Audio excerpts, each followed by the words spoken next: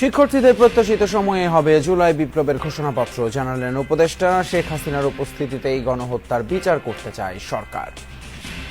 আমরা চাইব উপস্থিতিতে বিচার করতে। যদি উপস্থিতিতে বিচার না হয় তাহলে যেভাবে করে বিচার প্রক্রিয়া করতে হয় সেভাবেই করব।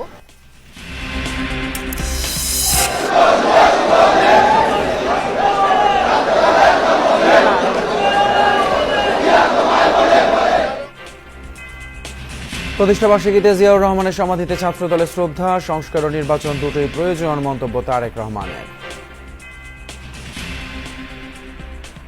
সংস্কার নাকি নির্বাচন, এ ধরনের জিজ্ঞাসাকে বিএনপি দেশপ্রেমিক সকল মানুষ, সকল রাজনৈতিক দল স্রেফ অসৎ উদ্দেশ্য প্রণীত কূট তর্ক বলেই বিবেচনা করে।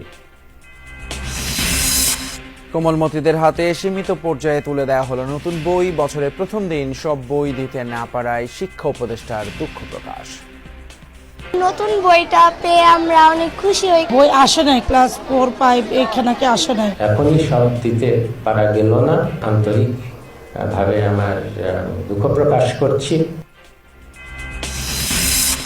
তরুণদের উদ্যোক্তা হয়ে ওঠার আহ্বান প্রধান উপদেষ্টার। প্রয়োজনে উপজেলা পর্যায়ে বাণিজ্য মেলা আয়োজনে অর্থ দেবে সরকার। ঢাকা দিল্লি সম্পর্ক কেবল শেখ হাসিনা ইস্যুতে আটকে থাকবে না, মন্তব্য পররাষ্ট্র উপদেষ্টার। রাখাইনের অস্থিরতার প্রভাবে বাড়ছে চিন্তা।